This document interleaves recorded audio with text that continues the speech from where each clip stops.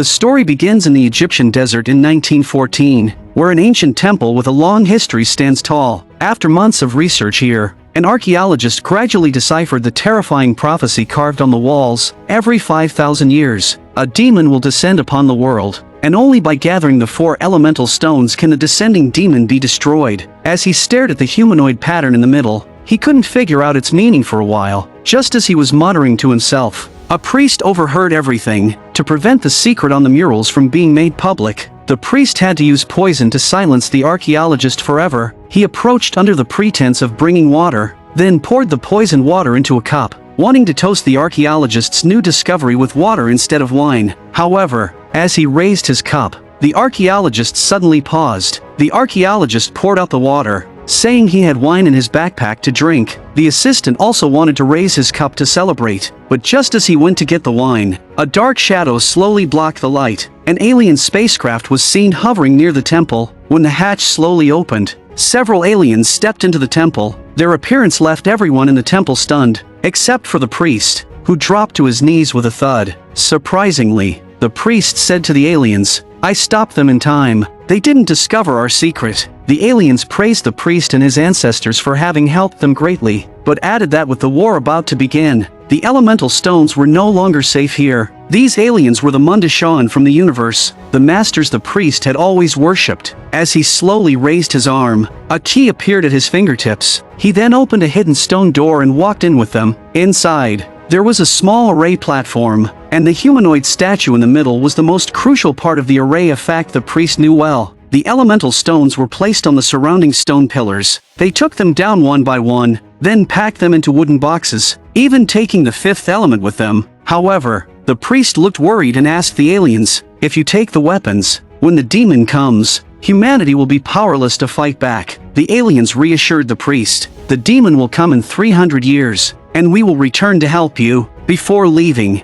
the Mundishan told the priest to pass down the inherited knowledge from generation to generation. They then took out the stone door key, instructed the priest to keep it safe, boarded the spacecraft, and left Earth. In the blink of an eye, 300 years passed. By this time, humans had acquired the ability to travel interstellar. After discovering alien civilizations in the universe, the federal government often dispatched warships to patrol Earth's security. But on this day, a mysterious object suddenly appeared out of thin air, then quickly condensed into a sphere. The warship detected this, but after various precision instrument tests, it couldn't reach a conclusion. The commander immediately reported to the president. After a unanimous decision by the top brass, they decided to destroy the black sphere. As the missile successfully hit the target, it not only failed to destroy it but also caused its diameter to balloon several times over. Noticing that the situation was taking a turn for the worse, the president promptly ordered the warship to withdraw. However, although the commander wanted to leave, it was already too late. The new priest, Vito, told the president that this mysterious sphere was actually the evil demon that descends upon Earth every 5,000 years. Now, only the elemental stones in the hands of the Mundishan could defeat this evil sphere. At that moment, General Monroe came to report that a Mundishan spaceship was requesting entry at the border. This made the priest heave a sigh of relief. Unexpectedly, after 300 years, the Mundishan had indeed kept their promise. However, as soon as they entered, 2 strange spacecraft secretly followed. On board were a group of space pirates. The Mangalores led them close to the ship and launched a fierce surprise attack with gunfire. The Mundishan had no time to react, and their spacecraft crashed on a nearby planet. Later, Earth sent a rescue team, and fortunately, they found a survivor. Normal humans have 40 genetic memory sets, which are enough to sustain life. But these aliens have as many as 200,000 memory sets, containing endless genetic information. To revive him, scientists plan to use advanced 3D printing technology. As the nutrient solution was injected, the broken bones began to slowly regenerate until the entire skeleton was printed. But this was only the first step of the revival process. Next was the handling of human tissues. When muscle tissue covered the entire body, they used a small amount of charged ultraviolet light to irradiate the cells, forcing the body to produce a self-protective response, namely, generating outer skin. After several more printing processes, the revival was finally completed. Looking at the woman printed in front of him, General Monroe was stunned. He then wrapped her body in thermal bandages to prevent people from staring at her intently. The final step was to wake the sleeping woman, but when she woke up, She seemed panicked and uneasy. General Monroe walked up to her and said that if she wanted to come out, she first had to learn to communicate, but the woman stared fixedly at Monroe. Then, taking advantage of his inattention, gathered strength and delivered a heavy punch. Using the access card that fell from Monroe, she managed to leave the glass chamber, then fled all the way until she reached the outdoors, but she was in a very high place, so she had to keep looking for an exit. However, the pursuing aerial police cars had arrived nearby. To avoid being caught, the woman had to take a gamble with so many darting anti-gravity vehicles. She could always crash into one. The unlucky one she chose was Korben, a down-on-his-luck retired Special Forces soldier whose wife had cheated on him. He quickly stabilized the vehicle, then looked at the back seat. Seeing the woman was unharmed, Korben felt relieved. But when he tried to communicate with her, what she said left Korben at a loss. Although he couldn't understand a word of her gibberish, Korben listened patiently, which won him more favor from the woman. Korben had always wanted to find a perfect woman, and his intuition told him that this woman might be the one. But as he was thinking, the police cars surrounded him. At first, Korben thought he had misjudged and met another bad woman, so he opened the door to cooperate with the police. But when he saw her tears, Korben decided to take another gamble. He turned off the autopilot and dashed out instantly. To evade the pursuit, Korben drove to an uninhabited area. The police had never encountered such a bold taxi driver before, so they immediately investigated all of Korben's information. But in a moment of inattention, they crashed into a food delivery truck, and Korben took the opportunity to slip away, successfully evading the police pursuit. Later, he went up to the woman, intending to ask where she lived, but she said a name with an unsteady pronunciation. Following the residential information, Korben arrived at Priest Vito's house. Through the special tattoo on the woman's hand, the priest confirmed that she was the fifth element. Seeing she was still asleep, the priest told Korben to wake her gently, while he left to prepare the appropriate attire. Since the priest had instructed to use a gentle method, Korben reluctantly used a gentle move, a kiss. Korben couldn't understand a word the woman said. He could only keep saying that he had saved her. Then took out his contact information and asked what to call her. She also recalled everything that had happened before and finally said her name. Korben thought to himself, no wonder she's the woman I've set my sights on. Even her name is unique. So he called her Leeloo, using the start of her name. At that moment, Vito appeared dressed in elemental attire, and Leeloo recognized his identity. As the only devout agent on Earth, Vito unceremoniously asked Korben to leave, because the upcoming conversation was not for a driver like him to hear. After Leeloo settled in here, she began to study human language frantically. With one glance at a word, she could master it quickly, making up for the history she had missed during her 5,000-year sleep. Vito just wanted to know where the other 4 elemental stones were. Unexpectedly, Leeloo casually said they had been stolen, and the ones who stole the box were the space pirates, the Mangalores. They were hired by Zorg, an Earth arms dealer, aiming to get the multifunctional weapon Zorg had newly developed. Despite its small size, this weapon had multiple advanced attack modes. Its titanium alloy magazine could hold 3,000 rounds, targeting a federal model policeman. One hit was enough no matter which direction the remaining bullets were fired. They would all hit the same target. But that's not all. This multifunctional weapon could easily function as a rocket launcher, poison arrow, and net launcher. Zorg had wanted to exchange such a weapon for the 4 elemental stones stolen by the Mangalores, but when the box containing the elemental stones was opened, Zorg calmly closed it and said the box was empty. It turned out that Leeloo's guards had long since handed the elemental stones to a reliable person for safekeeping, who was now on the planet Floston in the Angel Galaxy. This made Vito finally breathe a sigh of relief. At this time, Zorg was furious since the Mangalores had failed to retrieve the elemental stones. He cancelled the weapon transaction, but the Mangalores were not to be messed with. They took forceful action and finally made Zorg leave a box. But when the leader picked up the multifunctional weapon, he was attracted by the red button and it suddenly exploded. That was the price for blackmailing Zorg. Meanwhile, on Leeloo's side, Vito was searching for the hotel where the reliable person was staying. He wanted to rush over to retrieve the elemental stones, but the hotel would hold a charity ball tomorrow,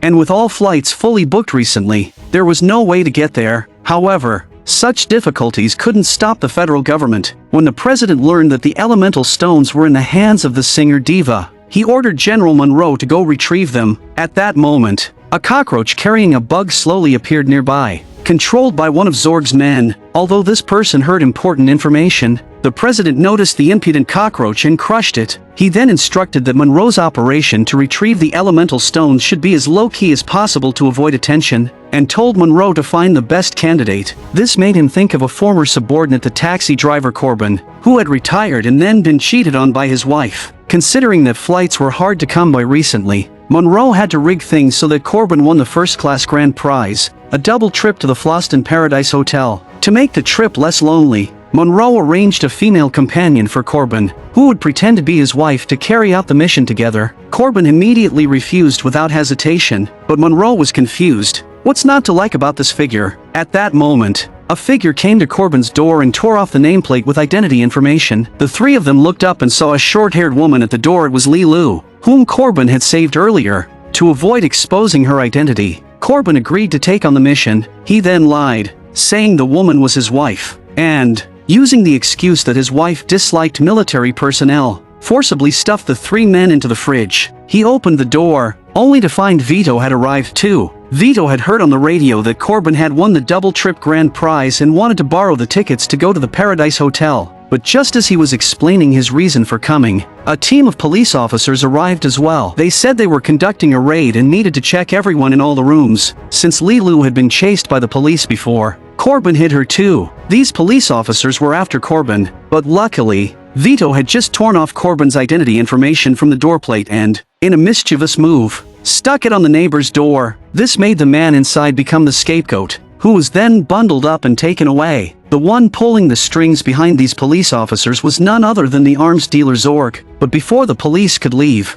they ran into the space pirates, the Mangalores. They had come for the tickets in Korben's hands too, because only by getting the elemental stones could the Mangalore leader get a chance to see Zorg. He'd been seriously injured in the explosion caused by the tampered weapon last time, and he swore he'd make Zorg pay. After they left, Korben let Leeloo out. Vito secretly took the tickets, then knocked Korben unconscious and left the place. But within a few minutes, Korben woke up. Upon waking, he seemed to remember something and hurriedly opened the fridge. With all this happening, he voluntarily accepted the mission that Monroe had assigned. At the airport, Vito had planned to let his assistant go to the hotel with Leeloo. Just as the two were checking their tickets, Korben arrived and chased the assistant away. However, not long after Korben boarded the spaceship, two more people came to impersonate him. The flight attendant just scanned them and found that one of them was a shape-shifted Mangalore. These beings could take on human form for a short time, but they couldn't fool the instruments. Seeing their cover blown, the two had to flee in a hurry. In the blink of an eye, the spaceship took off on time. Once it entered space,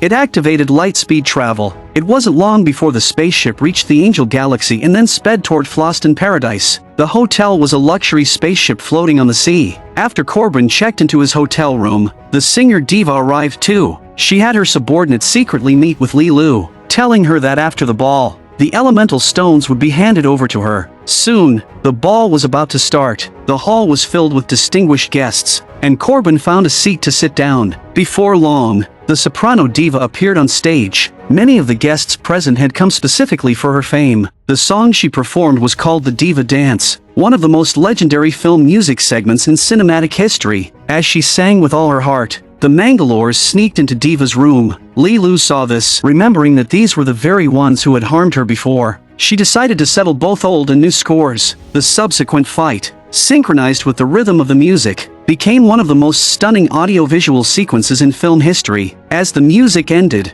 Leeloo had dealt with these underlings, but just as Leeloo picked up the box, the arms dealer Zorg arrived. Threatened by the life force of the evil sphere, he was determined to get the 4 elemental stones. Seeing that a head-on fight wasn't wise, Leeloo had to abandon the box and quickly crawled into the ventilation duct. Yet Zorg still wasn't going to let her go. He sprayed gunfire with his multifunctional weapon, and the remaining Mangalores sprang into action at the sound. Both sides opened fire inside the hotel. A bullet, from who knows which side, hit Diva in the abdomen. She collapsed onto the stage. Korben happened to be right in front of her, so he moved her to the back of the stage and told her he'd been sent to retrieve the elemental stones. As they talked, Zorg, seeing he had the box, took out a miniature time bomb, set the timer, and quickly left. As he flew away in his spaceship, full of expectation, he opened the box only to be met with another unexpected surprise. Diva, with her last breath, told Korben that the elemental stones were inside her body. Then she breathed her last. Korben quickly retrieved the elemental stones, handed them to his assistant nearby for safekeeping, and then picked up a weapon to fight back against the Mangalores. After a fierce gun battle, Korben pulled out a miniature bomb, putting an end to the Mangalores' farce. He then rescued the hostages being held and found the injured Leeloo. However, the assistant accidentally noticed the time bomb on the door and immediately led the group to rush out of the hotel. But just as they got into the elevator,